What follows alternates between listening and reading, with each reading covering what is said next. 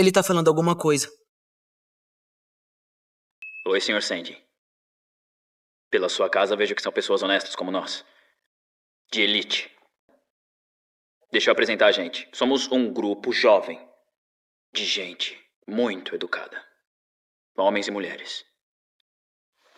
Hoje colocamos nosso disfarce mais assustador. Como fazemos todos os anos. Prontos para violar, aniquilar e purificar nossas almas.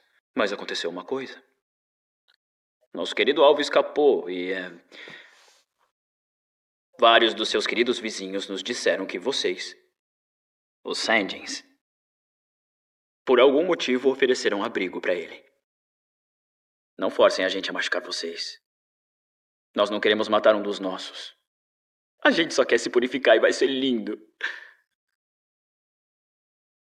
Até mais, Sandy.